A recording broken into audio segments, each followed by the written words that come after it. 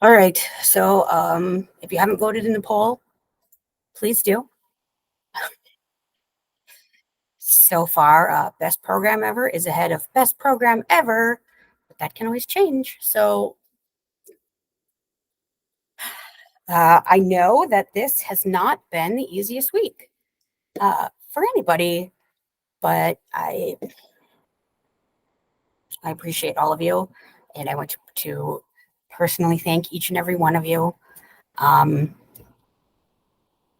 don't know how to personally, if you all want to invite me over to your house one at a time, I'll like scrub your toilet for you.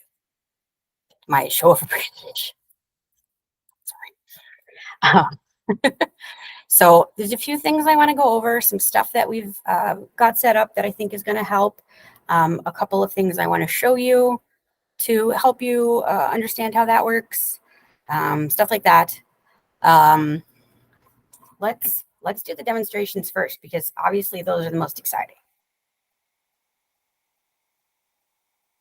It's okay. I can hear your agreement. I don't need you to actually. The agreement is silent.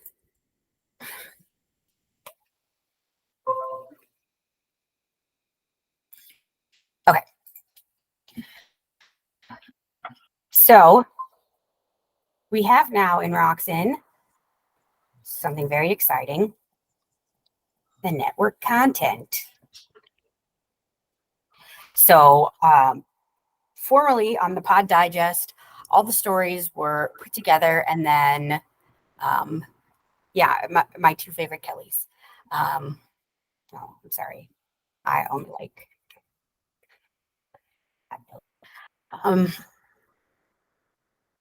yeah.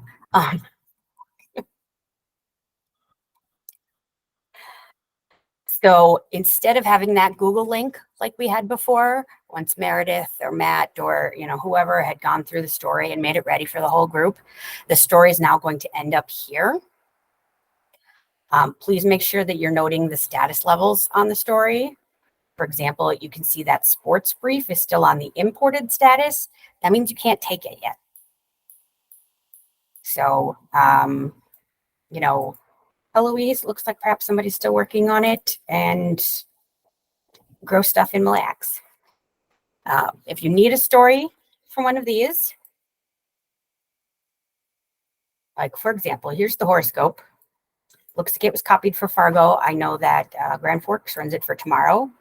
So I'm going to copy it over to Grand Forks.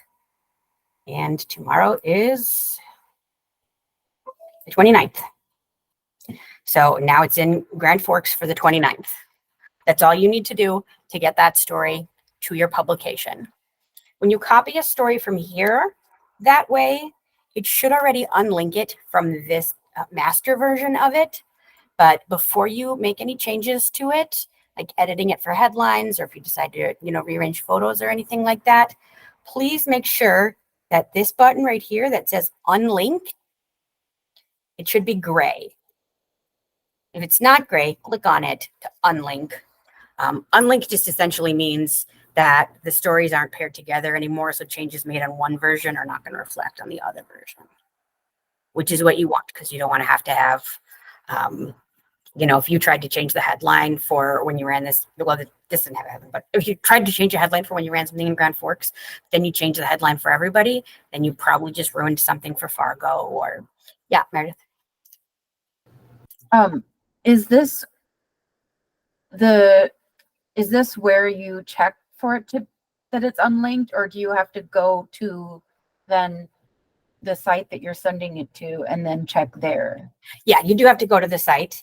As Paula noted, you're right here. If you click that, now it takes you back to your publication, and here it is on yours. And then you can check that it's unlinked here. Yep, sorry, I should have clarified that it's within the publication you're working on, not the network content publication, that you want to double check that it's unlinked so that you can make changes. Yeah, Matt? So it should be gray, or you click on it to make it, you want it to be unlinked, or you want it to be, I mean, you don't want it unlinked, right? We do want it unlinked. Okay. Yes, because then whatever change we make on this version doesn't change that master version.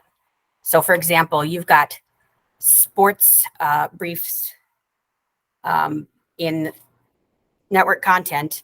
If I want to use sports brief for Grand Forks, and I copy them over, but it turns out I only need 2 of them, so I delete the other 3. If it's linked, when I delete the other 3, it's going to delete them for everyone. So I want it to be unlinked, so I'm only deleting them for me. So you make the changes, you edit it, and then you unlink it, or you unlink and then You make make the sure changes? it's unlinked, and then you make your own changes in your pub. Yep. Yes, you copy it over, check that it's unlinked, and then make any changes you need to make. Okay. I think I missed a chat. Angela said, have we run into a lot of problems with this, with people changing stuff for other publications? Thankfully, no major problems, but we've definitely had like somebody refresh their page and then all of a sudden they had a really different headline and some stuff like that because somebody else was working on it on a reel. Or so yeah, just make sure that things are unlinked if you use them from other places. All of our syndicated content is going to go into this, like Dear Annie, the horoscope, Heloise, whatever. I've made some updates to our syndicated content budget. So next to each item, it notes which papers run it, and then it says when you create it in Roxen where to put it. So for example, this one should be in network content because multiple publications use it.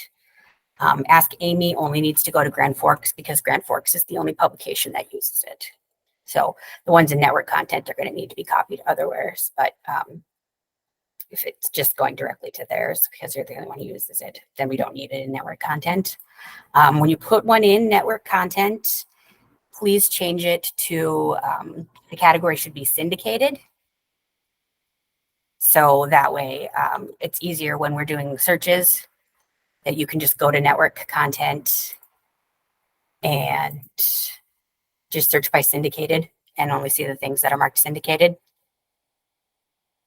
Yeah, Meredith? I have not been using the categories function.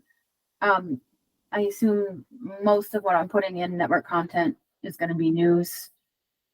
Or like, how important is it that we use that function besides the syndicated stuff? Well, if you're not using this function, then it makes it hard for designers to search by category. Okay. You know, so when I'm looking for the shared sports things, I can just hit sports. Looks like Matt didn't do that either. Okay. You know, but then I could look by news or, I mean, there is a no category for things that don't have a category right now, but we do have a multitude of categories so that we can easily find something. So if I'm working on a business page and I need another story, I can look in network content under business and see what's here. Okay. What quick question now that I'm looking at it right now? What is the M after Dear Annie? That means somebody did some kind of branching with this story.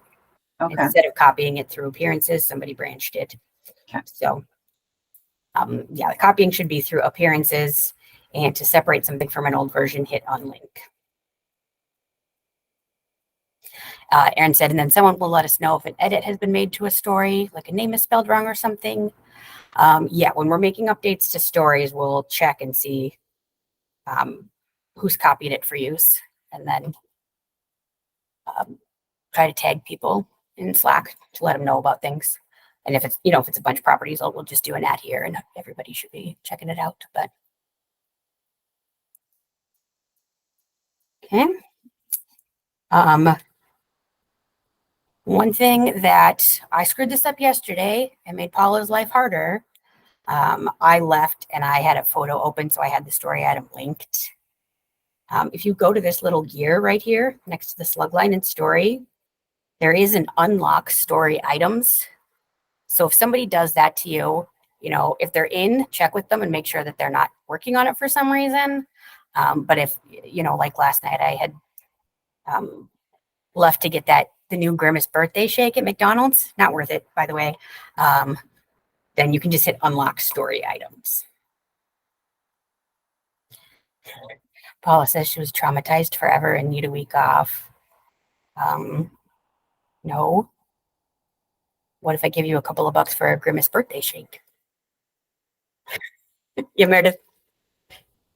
I might have missed this, but is there a way to tell if somebody is in a story, or is it, will you only be able to tell if you try to open it and somebody else has it open?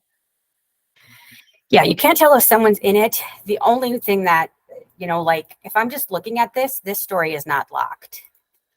If I've made a change and now I just go off this window and don't come back, I haven't saved it, this story item is going to be locked. So if somebody else tries to go in to make an edit to this, they're not going to be able to. Okay, so it So auto saves, but you have to actually close it so that somebody else can work on it. yep, yeah. Or, so I made changes, so now I'm going to hit save. I apologize to whoever's dear Annie. I just updated, not thinking, sorry. Now it's saved, so I'm not like making any changes. There's no unsaved changes here.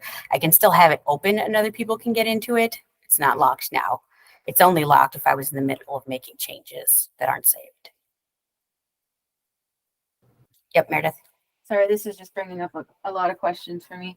And this is kind of tagging onto what Aaron said about like letting us know about an edit. So when I got, okay, so we had a lot of weird crime stories today, for example. When I update a network content story, I typically like just add to the digest that it was updated at such and such time. But now that it's in Roxen too, like what is the best way? Like whoever, okay, so say I update stabbing arrests, okay, and then it's a major update, and it's going to say like 3 or 4 different papers with all different deadlines. Like, what's the best way to notify? So, like right now, if you updated stabbing arrests, you'd be just fine because nobody's added any appearances here. So you can just update it and you don't have to worry. If, Brainerd and Fargo and Park Rapids all had made copies of it, you would need to let the designers working on those publications know, or do some kind of, at here in the main team room at least to let those people know, because you're not going to be able to push a change to them since they're unlinked. And then those individual designers will have to resend from network content to their publications, right? Right. Or, depending on the nature of the change. Yeah, if it's like one word. If you're like, the first paragraph has to be replaced. Right. They can just copy and paste the first paragraph or, that kind of thing. But yeah, they're going to have to do something to update theirs, either copy it anew or something else. And what document, or sorry, this can probably be offline, but what document is, how do I know who's working on what? Is it the spreadsheet or? Yep. Yeah. Okay. Yeah, the spreadsheet and then that morning email from Emily. Aaron, if we edit a story, we'll create a new appearance. If you copy a new appearance of the same story, it should just overwrite your old story. So that does mean that, if you had stabbing arrests and then it updated, but you had already like rewritten a headline or something, that headline is going to be unrewritten and changed back to its original form.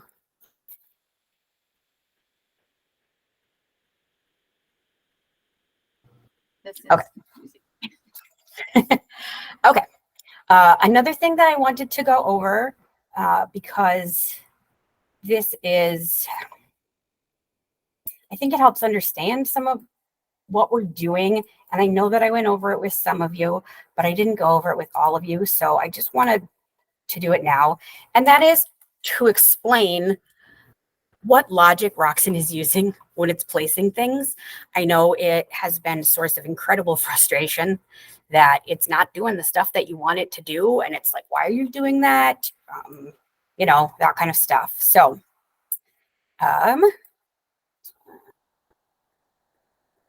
this one.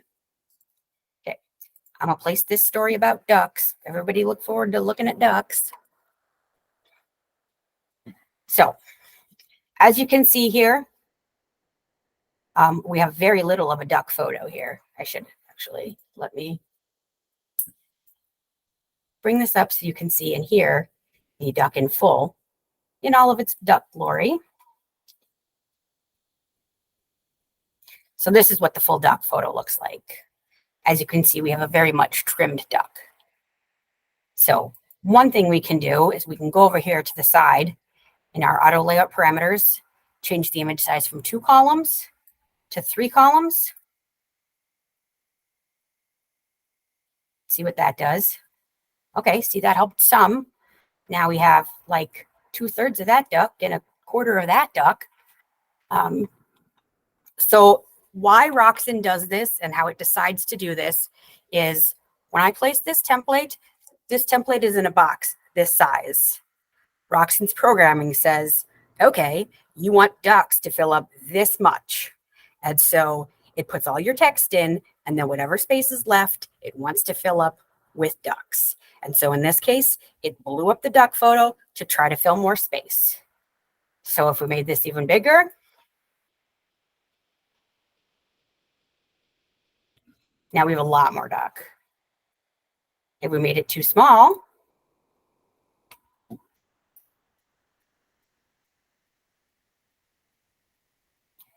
then we have a lot less duck, because Roxen is going, I need to get this text in. The text is my top priority, and I will screw the photo however I have to make that work. So in order for us to adjust it so that things fit properly and that we can have all of our photo, we just need to resize the box to a size that the text and the photo fit comfortably in. Because then that's us telling Roxen, okay, you did your job. We got the text in, but we also got the photo in at the size it should be. So here's the photo. Here's the duck, ducks, ducks, ducks. We got all the ducks. We got all their cattails. We got a bunch of water. So everybody got in. But the reason that the photos show up so strange is just because that's the way Roxen's logic thinks of it. And I know that before we were designing in InDesign, we'd place the photo and then be like, okay, that's how big the photo is. Now I got to figure out how to fit the text in there with it. And Roxen does it the opposite way. This is how much text I have. The box is this big. I'm going to do everything I can to get that text in, and I will do it at the expense of the photo. So we have to adjust the box ourselves so that the text and the photo fit comfortably within the box, because Roxen doesn't understand how to prioritize them both, so it prioritizes the story. Does that help? Does that clarify at all? Okay, I can see that Becca's nodding, so I'll just go with Becca since the rest of you don't have cameras on, it looks like. But yeah, Lily? I guess my one question here is, so how do you make change, like after you set the story, how would you make changes like in the headline? Like let's say it says ND instead of North Dakota and you want to like make the headline fit better. Mm-hmm. What kind of steps would you go through for that? Then I would just go in here to the story and I would just change that to ND, save, and I go back here, hit refresh, and then apply. Okay. And now it says ND. So that doesn't fit out the space that well. So maybe I could make a 4-column photo so the ducks would be larger. Sorry, I get distracted by birds. So, but I hope that helps. I know it's kind of like making your brain turn the other way. Like drive a super different route home today. I suppose most of you are already home, but drive a super different route to the convenience store to buy your Powerball tickets for tonight to see if you can call in rich tomorrow. Like it's upside down, but it has a logic, and understanding that logic will help make it easier for you to design your pages.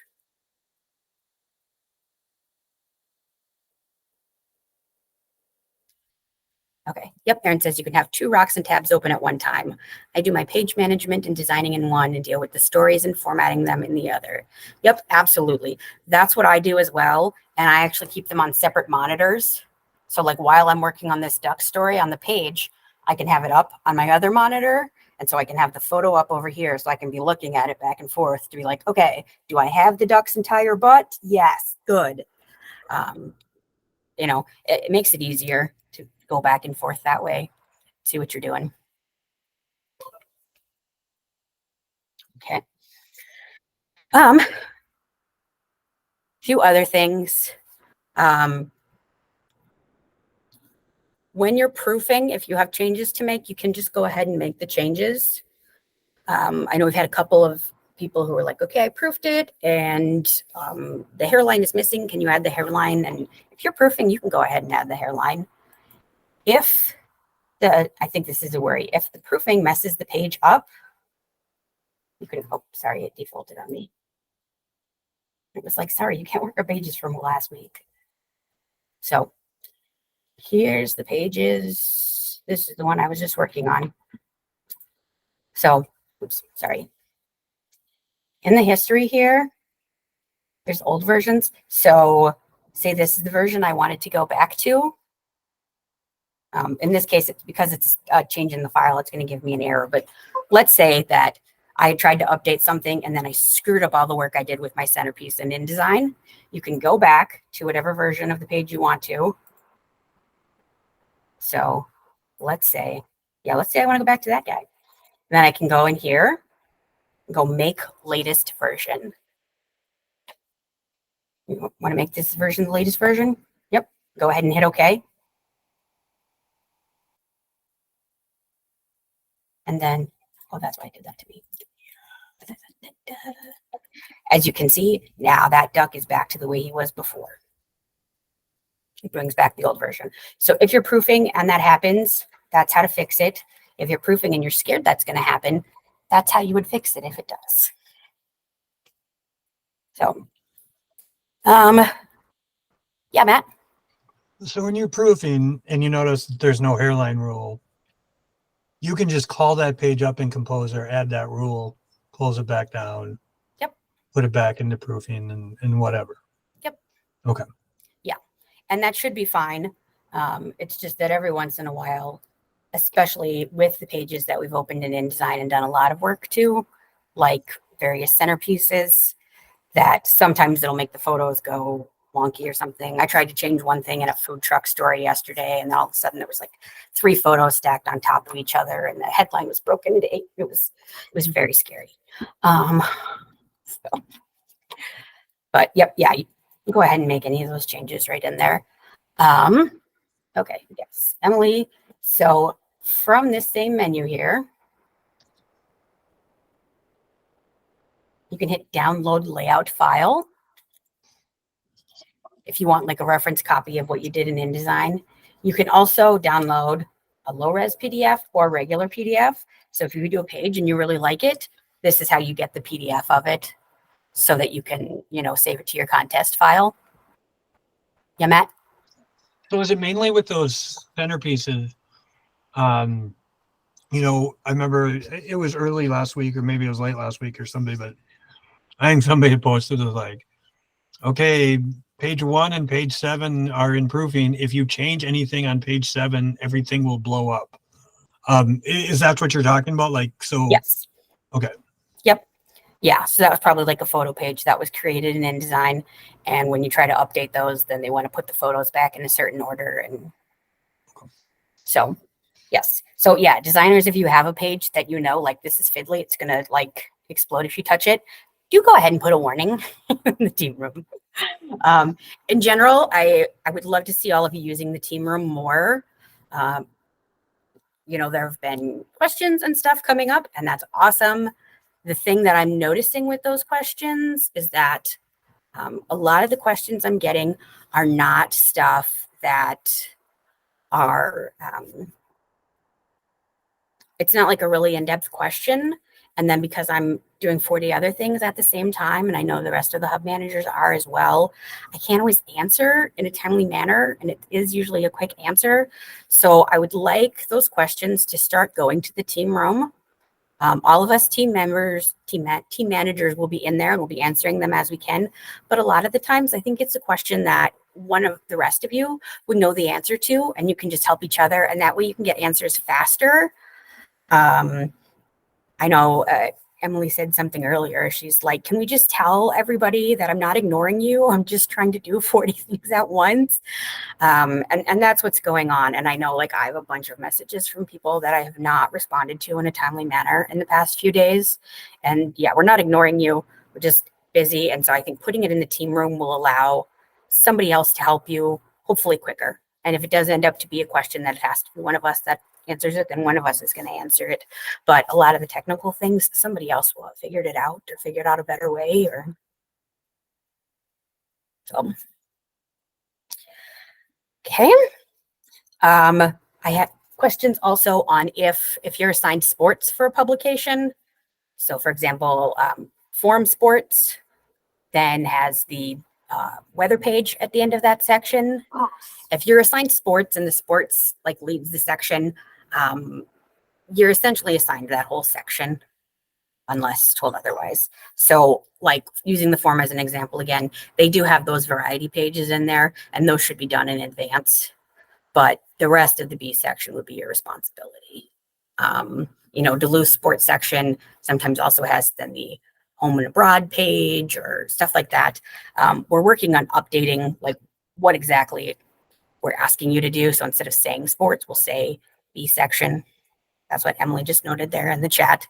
But for right now, just a general note that that's what it means. So I had a meeting with editors on Monday that I think really well. I kind of explained to them what we're up against. I explained to them how Roxen like flips the logic on its head and how that makes things difficult for us.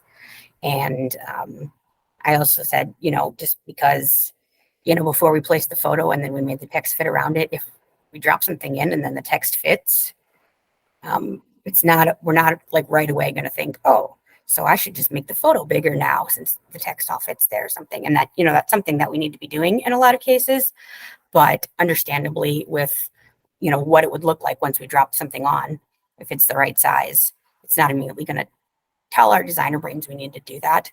So I let them know that, talk them through some of how we're doing things, talk to them about what we need from them, let them know that, yeah, your photos are going to be cropped. We're absolutely going to be paying attention so we can make sure that we don't crop anything important out. I wouldn't let that photo run without that duck's butt. We have standards as a team, but some stuff's going to be cropped out. And that's just something that they're going to have to live with. I let them know that if they have something incredibly important that for some reason can't be cropped, for example, a couple of weeks ago, the forum ran some stuff on their 1957 tornado. It was a big historic event here. And so naturally they ran some of those historic photos, and we wouldn't want to crop, like, we're just going to crop part of the tornado out of this iconic photo from history, but, the majority of things can be cropped and it's not really a big deal. So I just told them that. So they may ask for photos not to be cropped. If you see someone asking for that in excess or for things that it really doesn't matter, do just go ahead and, email us the example to the hub manager so we can look at that and follow that up. That'd be super. Okay. So as a team, we're officially Publication Services. We do now have a Pub Services team email that goes to everybody instead of using the separate design and hub emails that we were using. Emily, Michael, and Joe are the supervisors. So those of you who were pod members before, you'll move, and a couple of designers end up moving to a different team. Your new team leader will set up a one-on-one with you either late next week or early the following week so that you can have a meeting with them. Designers, most of you have the same team leader that you had before. If you've got a question, you can send me a message on it. But they'll be talking with you to get your insight into Roxen now that, we'll have gone through at least one whole week with having everyone in, getting all of your, getting your stuff done. What your thoughts are, what you need in terms of technology fixes, what you need in terms of, things different from the sites, what you need from us as a management team, what you need from, the company. I would like you to be really just incredibly honest in those meetings. I know that we are having a fair number of struggles with this system. There are a lot of things that are not perfect. I know a lot of you right now are feeling like this in no way feels like something that's more efficient or is going to in any way save us time or make things better. I absolutely respect that. Part of that is because we're learning it. Part of that is because we still have technical stuff that we need to set up better. And so I am asking you to be open to working in the program and figuring things out, doing the best you can, giving us feedback on what you see that needs to be fixed, and going forward, and just giving us some time with it as we do it. The hub managers are going to combine your feedback just kind of into a master list of this is what we heard from all of our people that we need to be working on. Unless it's something that's really specific to you that you're asked your name to be attached to, it's not going to have your name on it. So I'm not going to go in there and be like, well, Matt Corey says, we just want your honest feedback so that we can prioritize the things that you're telling us are the things that we need to prioritize. That's all it is. So if you don't have your employee subscription online set up, go ahead and email the customer service email. If you just type in customer service, it pops in, because you all should have a subscription that's good for all of our newspapers. And you need to have that to be able to see the archives of all of our newspapers. So, yeah, customer service, if you have questions, and they will help you get set up with that so that you can have that. We also have the 4th of July coming up. With that, we have a lot of stuff that's due Monday because things have to get in the mail Monday night to be able to arrive Wednesday, since the 4th is a postal holiday. We are looking for volunteers to work weekend shift. It doesn't have to be a full shift, and it can kind of be on the time you feel like is going to work best, because we're going to have a lot of advanced stuff come in Friday night, and there's a bunch of it that we need to have done before Monday morning, or those of us who are working Monday morning are probably going to have to be carried away by the time it hits afternoon. So,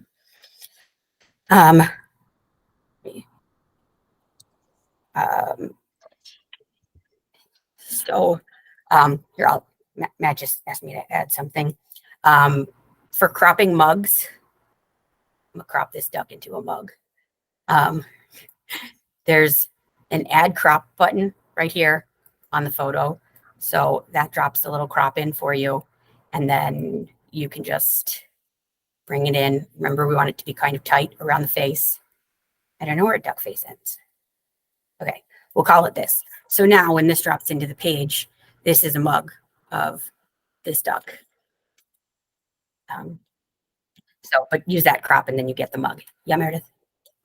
I did that earlier today for the first time, and you just save and that applies the crop, right? But you could still, I think I was thinking that the crop was not applied because it doesn't actually get rid of the stuff that you're cropping out.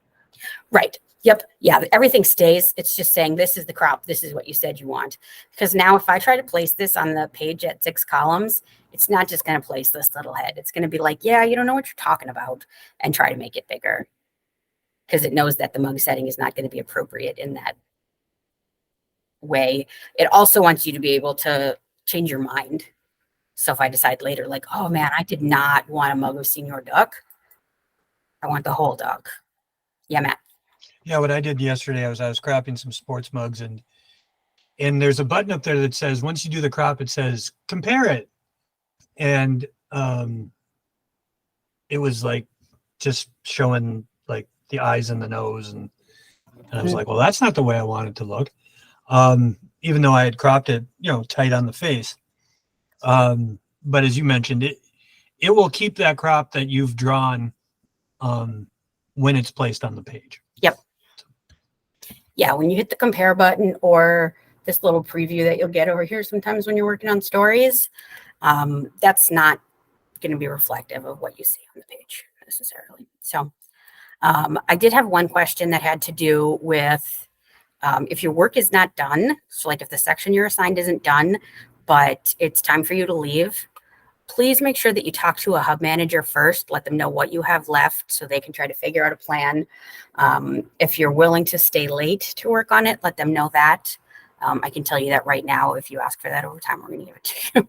So, but please don't just, post in the channel like, hey, I'm out. This is the 16 pages I have left.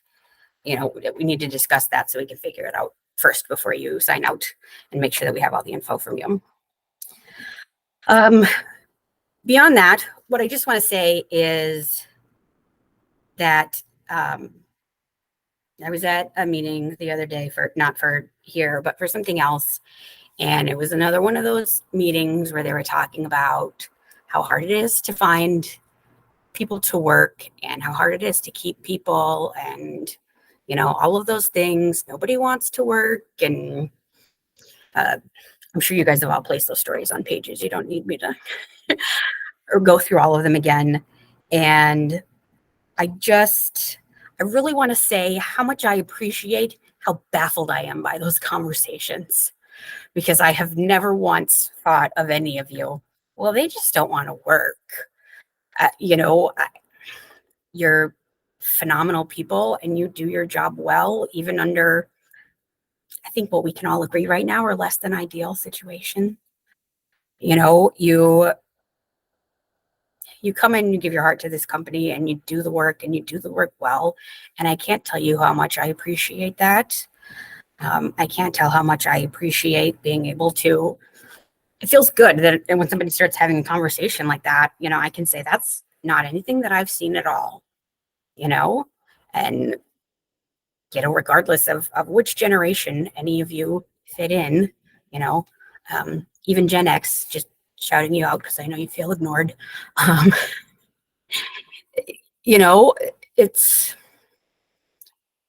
It's confusing for me to hear how people talk about people in the workplace now when I work with all of you and you are just so stellar at your jobs.